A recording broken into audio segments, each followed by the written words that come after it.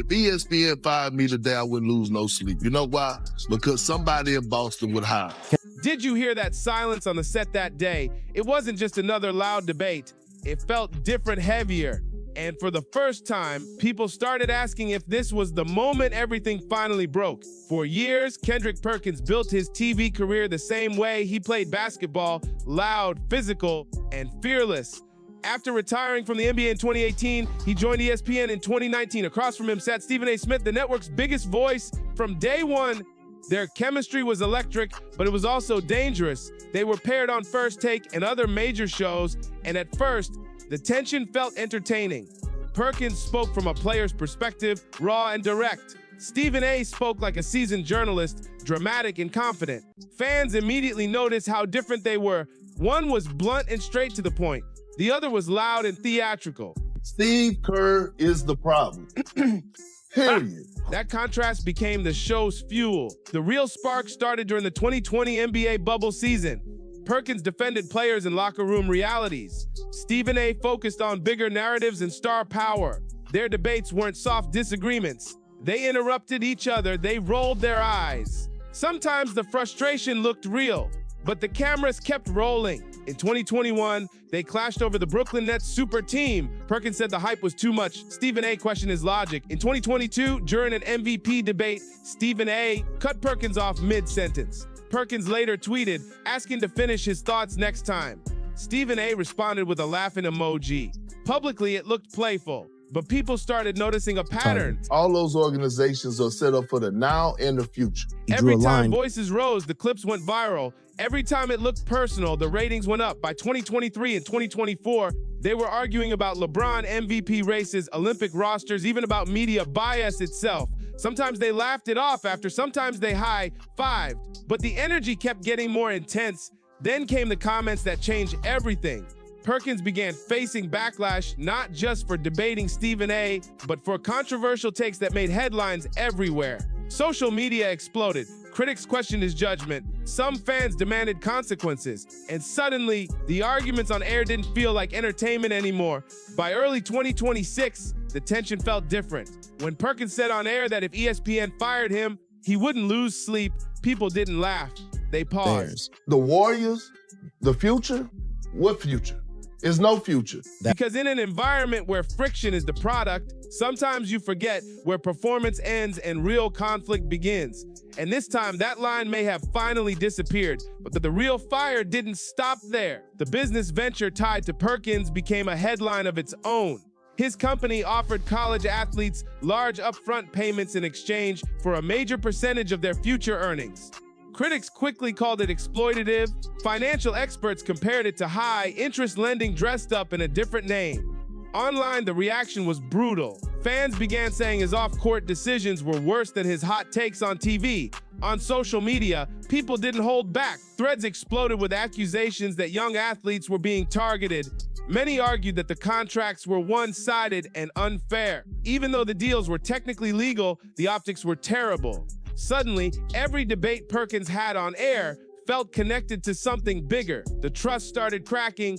Then came the awkward on-air moment that made everything worse. During a live segment, a joke between Perkins and a co-host landed badly. What may have been meant as playful banter quickly turned uncomfortable. The clip went viral within hours. Viewers called it inappropriate. Some demanded suspension. Even though the co-host later defended him, the damage was done. The internet had already decided.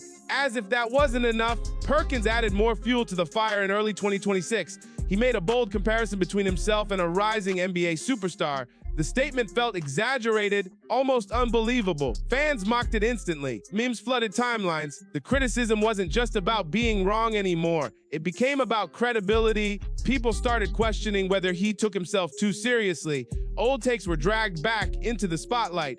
His past comments about MVP races, team chemistry, and superstar players resurfaced. Critics replayed clips where he confidently predicted outcomes that never happened. Each mistake became another piece of evidence in a growing case against him. It felt like the basketball world was keeping receipts. Even former players turned against him. Hall of Famers publicly criticized his analysis. Active stars called his opinions disrespectful. The attacks weren't subtle. They were direct and personal. When legends question your voice, it hits differently. And the public watched every exchange like it was another episode of a drama series. One of the most explosive moments came when a respected analyst openly dismantled Perkins' argument live on air. The breakdown was sharp and methodical. For once, Perkins didn't seem fully prepared. The clip spread quickly, with viewers saying he looked outmatched. It was rare to see him on the defensive. The tension kept building. Feuds with players like Draymond Green turned ugly. Words were exchanged. Pride was involved. The rivalry moved beyond basketball takes and into personal territory. Every time Perkins doubled down, critics grew louder. Yet through all of it, he remained defiant. He said he wasn't losing sleep. He said someone else would hire him if needed. But when you keep daring the world to challenge you, eventually someone accepts. And by the time February 2026 arrived, it felt like the pressure around him wasn't just online noise anymore. It was something real, and it was closing in. The truth is, controversy at ESPN is not new. Years ago, Stephen A. Smith himself faced suspension after comments that many saw as insensitive.